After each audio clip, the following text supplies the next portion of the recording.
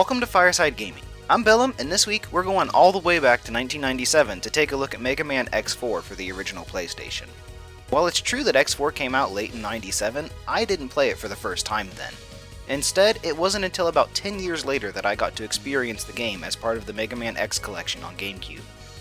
I came very close to buying Mega Man X4 in 2001 when I bought my PS2. I was buying games for it, and I remember picking up Extreme G3 and debating between buying Mega Man X4 or X5. I went with X5, and I'm sure some people will think of that as a mistake, but it's an experience we'll talk about more when my X5 review comes out. So we're finally jumping into the PlayStation era of Mega Man X games, and with it come plenty of changes. Yes, I know X3 was released on the PS1 too, but it wasn't made from the ground up for that console. The biggest of these changes is Zero now being a fully playable character. No more is he stuck as a gimmick like in X3. Now Zero is sporting his own version of the game to play through, and it even features a different story than X's. While the two characters' stories differ, their overall progression through the game is mostly the same. True to the Mega Man formula, players will traverse through 8 levels and defeat an equal number of Maverick bosses before moving on to the final levels of the game. Sticking to gameplay, Zero prefers close combat and doesn't even have the option to use a buster weapon, which is a shift from his previous abilities. It also adds into that whole headcanon of mine that he doesn't take his buster back from X after giving it to him in the first Mega Man X game. If you haven't, you can learn more about that in my X review, which I'll link in the corner. Zero also doesn't gain new weapons from every boss he beats. While some Mavericks will award him with new attacks, such as this awesome air spin that's great for clearing out enemies and attacking bosses, many of them increase his movement capabilities instead. That includes adding the ability to dash in air, double jump, and more. Truthfully, this leaves Zero feeling a bit gimped when compared to X, at least in my opinion. Only a few of the new attacks he gains will actually lock bosses into weakness patterns. Also, the lack of upgrade capsules means that Zero has to get his movement abilities from bosses, which equals less attacks for players to make use of. Some of his attacks also just feel downright useless, like the dashing ground slash, which is the weakness of Web Spider, a boss that never touches the ground. Compare that to X, who is able to lock just about every one of the 8 Maverick bosses in this game into a weakness pattern with his gained weapons. Then take into account that X also still gets loads of extra movement capabilities thanks to the armor upgrades from capsules. Heck, the head upgrade in the game gives him unlimited special weapon energy, which is beyond broken and removes any limitation on him. The game also includes 2 different buster upgrades to choose from as well, with both options being better than anything Zero gets. We've also got to talk about the special upgrades for X and Zero. Players can't find these in-game, and instead have to use cheat codes while selecting their character. X's cheat code nets him the ultimate armor, which looks sweet as all get out, and comes with infinite Nova strikes, which I abuse to kill bosses fast, but it also ends up killing me because I fall off edges using it too much. Zero gets his black armor, which is a throwback to the copy Zero in Mega Man X2, and that's all he gets. The black armor doesn't buff Zero at all, and is just a color swap. I mean, it looks cool, but it's still just a different color scheme. Zero's weaknesses in X4 leaves me with mixed feelings. On the one hand, it makes sense that X would become stronger than him over time. That's something the X games have been preparing us for ever since the first entry. But to counter that, it kinda blows that the game to finally make Zero fully playable does such a bad job at making him feel powerful. I've been seeing Zero be amazing for 3 games now, and when I finally get the chance to control him myself, he just doesn't match up to the reputation previous games gave him. It's about time we talk about the story of X4, I think. Here's the spoiler warning. Before we get too far into this, I am going to address one of the biggest complaints that exist for X4. The voice acting. It's bad. Downright terrible, even. Iris! Ah! No, this isn't happening! There's no reason for me to go on. What? What am I fighting for? But I really don't want to focus on it too much. It's an infamously bad dub right up there with Mega Man 8, Resident Evil, and Devil May Cry. Huh. It's almost like there's some underlying connection between all of these games of horrible dubs, but I can't quite place it. Either way, let's get to the actual plot of X4. The main story of the game starts with an attack on the aerial city Sky Lagoon. X and Zero go to stop it, and while they're there they run into Colonel, a member of Repliforce. Repliforce is a group that hunts down Mavericks, which are Reploids that have gone bad. However, Repliforce isn't part of the Maverick Hunters like X and Zero. Repliforce being present at Sky Lagoon during the attack has both X and Zero asking Colonel to disarm and come with them. He refuses and says that Repliforce won't lay down its arms. This has X and Zero warning him that by taking this route, the group will be considered Mavericks. Colonel, his Commander General, and the rest of Repliforce don't heed this warning. Instead, they seek to create a city just for Reploids. But they do make sure to clarify that this is not an act of insurrection against the humans. That doesn't sit well with the Maverick Hunters, and X and Zero are sent out to take care of Repliforce. One of the more interesting things about tracking down the Mavericks this time around is talking with them before battles. Each and every one of them has something to say about the current situation, and the dialogue differs between X and Zero. This gives players extra insight into Repliforce and their wide range of feelings on the Maverick Hunters attacking them. In this case, it really doesn't feel like the characters are Mavericks, but are being labeled as such anyway. I appreciate this as it helps flesh out the story of the game while not feeling like an unnatural interruption to the gameplay. It's actually through one of these conversations that we learn who attacked Sky Lagoon. Magma Dragoon is the Reploid behind the floating city's fall.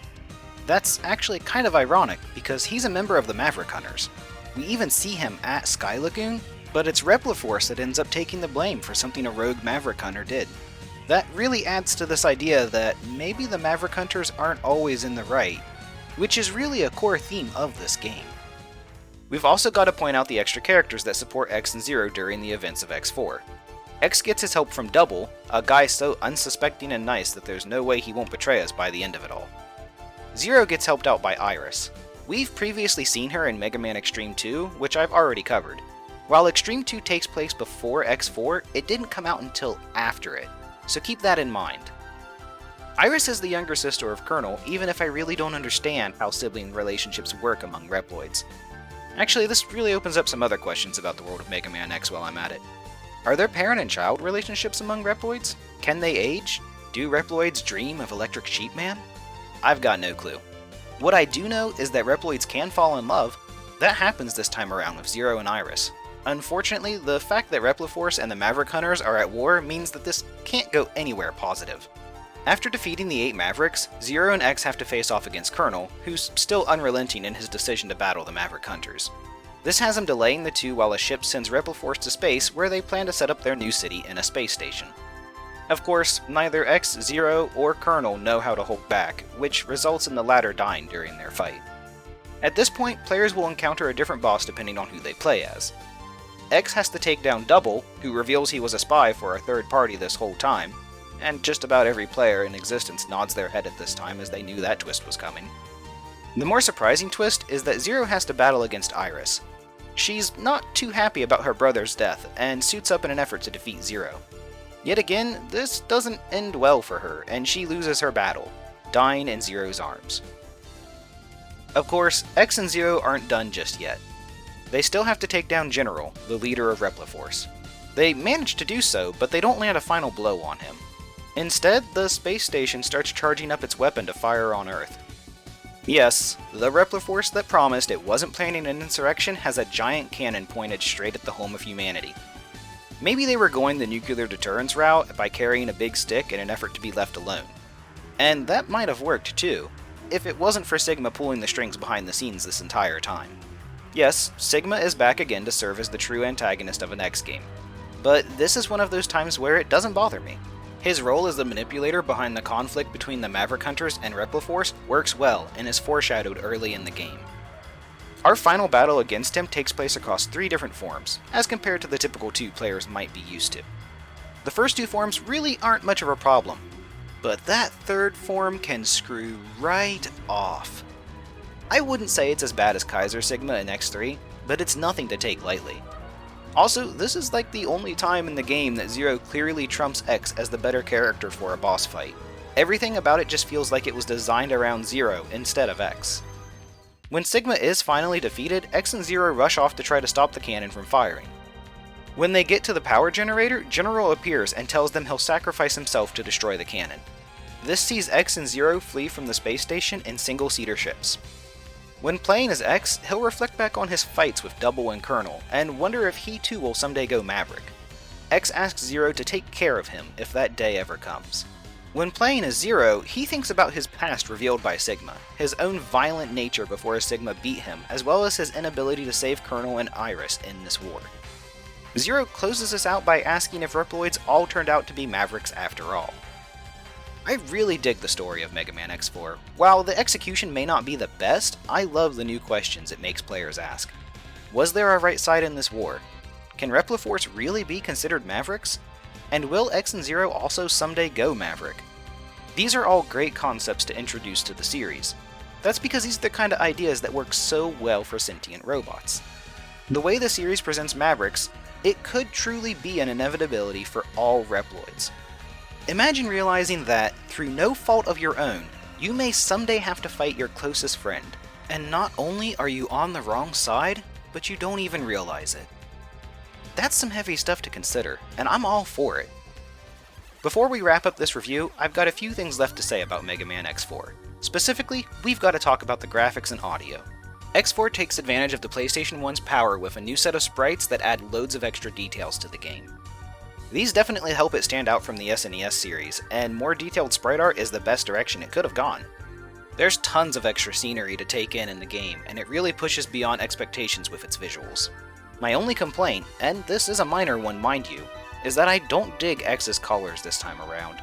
That light blue for his legs and arms is just too bright. I much prefer the darker blue from previous games instead. The audio in Mega Man X4 is mixed, for sure.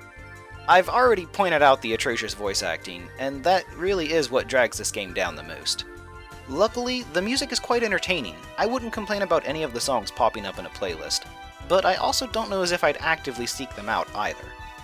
Overall, Mega Man X4 is a real banger of a game. Sure, it has some flaws here and there, and it's still not up to snuff with the first Mega Man X game, but it's a dang good showing, especially considering how poorly I felt about X3. It streamlines the collection aspects to a reasonable level, offers some fun replayability with the X and Zero playthroughs, and features tight controls that I can't complain about, all while advancing the Mega Man X story in a meaningful way.